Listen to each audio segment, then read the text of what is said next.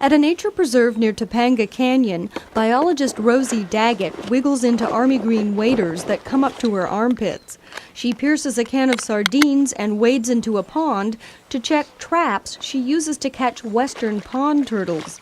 Dagit, with the Resource Conservation District of the Santa Monica Mountains, is studying the 200 turtles that live in and around this pond. And who knew the turtles have such a soap opera life? We had 5 turtles. 5 girls would get together every morning, and they'd be sitting there. It was like they had to get together every morning and chat about what the day was going to be and how they were going to do whatever. Joe, this Cattail Island over here, he was the king of Cattail Island, and one by one he would bring the ladies out to Cattail Island, and shortly thereafter they would be ready to lay eggs. See if we got anybody. Nope, nobody home. Ralph was incredibly stupid. Ralph could not resist the smell of sardines. And every time we would set the traps, Ralph was in the traps every day.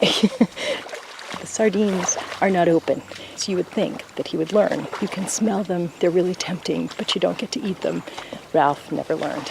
There's a little bit of movement in the trap, so we might get lucky here. We have a male. We can tell it's a male because if you look at the plastron, which is the bottom of the shell, it's concave, and that's so that the male can get on top of the female. Western pond turtles are actually gorgeous. They have this sort of dark olivey green shell. It almost looks like seashells, doesn't it? They have this gorgeous speckledy face and lovely pattern on their skin, which is one of the reasons why there aren't that many of them, because they were prized by home hobbyists, and there continues to be an entire poaching industry poaching pond turtles. So what do we think is responsible for the decline of pond turtles in the Santa Monica Mountains? I think the dominant cause is habitat loss and habitat constraints. But then the other contributing factors are things like increased predation, because ravens and raccoons, who are big predators of the turtles, benefit by being near humans. Then there's the more subtle things, the habitat changes. As things dry up in July and August, they head up into the chaparral and they go into the leaf litter underneath the big shrubs and they hibernate. So now that we have 200-foot brush clearance and remove all the shrubs away from every house, that kind of cumulative effect is a very significant one.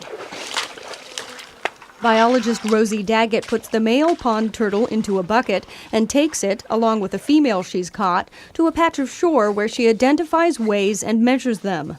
The male hides, retracting his head and limbs into his shell. The female flails about, trying to escape. This is Grace. When we first found her in 2002, she was in the waterfall pool, way downstream. So Grace has made the trek up that 30-foot sandstone cliff.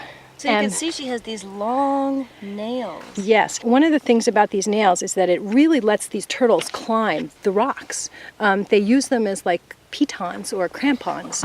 I mean, we've seen them go up these walls of rock.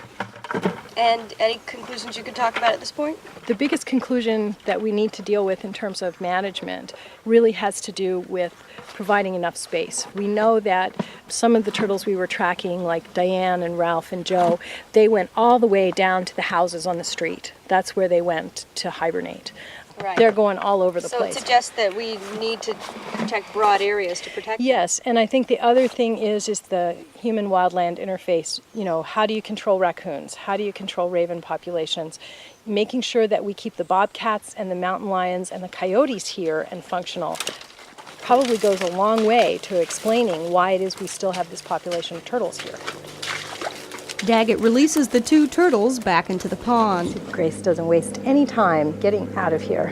Number 201 is not far behind.